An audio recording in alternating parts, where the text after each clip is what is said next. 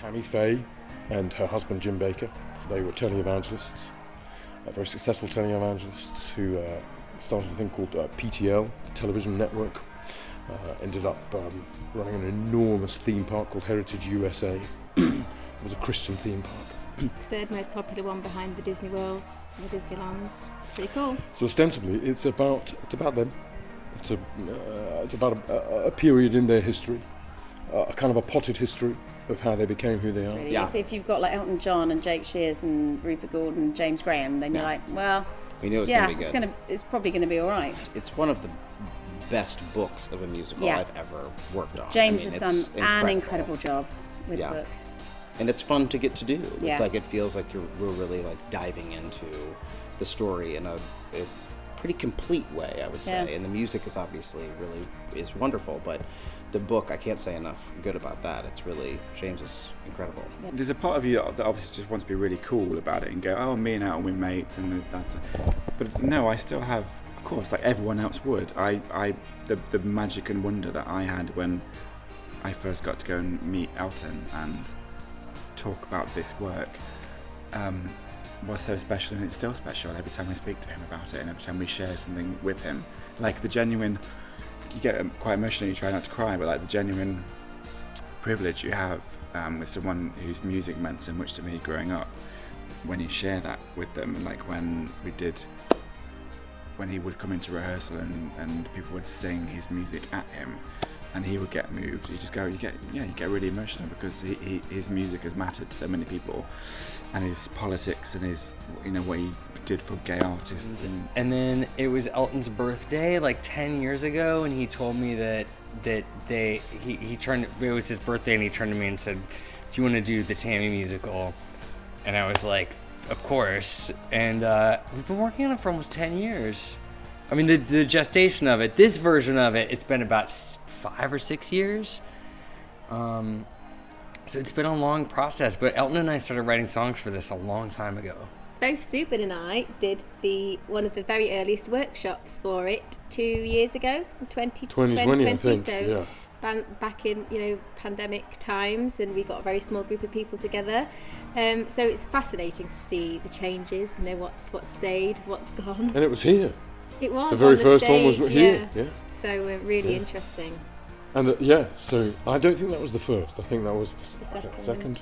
Yeah. And then there was another one sort of after that was shorter. And then a briefer. day that we both came in, just me and you, and worked on the first 15 minutes, That's playing right. all the characters. I was given my Pat Robertson. That's right. And it has changed, obviously. It has changed from then, and it has morphed.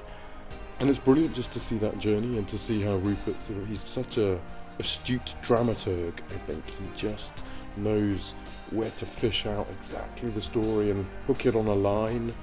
And James is just the most wonderfully humble, brilliant writer who takes this on board and flies with it. I've had a few change. I mean, as in Yes. the wigs I wear now weren't necessarily wigs I was wearing before. Well, and remember, like early on in rehearsals, we all joked about like Amy Booth Steele, who plays Jan Crouch. Like we were like, there will come a day where we will be on stage and you will be in a pink wig, and we will be doing this, and you will have crazy makeup, and I will have a crazy hairdo. And then we got there and it was like, this is it's pretty shocking. That's how it is. But actually, I think what's really great about it is that I feel like we've retained what we did in the rehearsal room, even though there's lots of makeup and lights and everyone's done an incredible job of making this look spectacular. It sort of feels like it's also still retained that rehearsal room kind of, we're making this together, all in a room together. Yeah, and not to be like lofty about it, but I feel like there's this cast is there's a lot of integrity to the way that they work, and everybody is working very hard, and we're really, I mean, there are people. This whole cast is overqualified. Let's be honest. Yeah. I mean, it's an incredible group of people that we work with, and unreal. And they just bring 100%. Or more. And I come from a very Christian family, and my family comes from North Carolina. My mom, there's a town in North Carolina, not very far from Sevierville, Tennessee, where Dolly Parton's from. Where everyone's related to one another, so I come from this world, my family's from this world.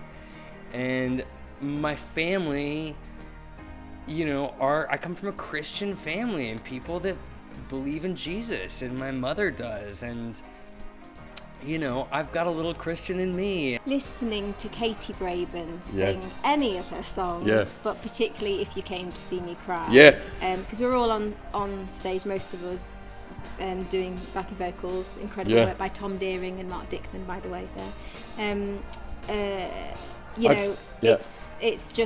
It's magic. She is a superstar. Andrew Rannells is the funniest man on the planet.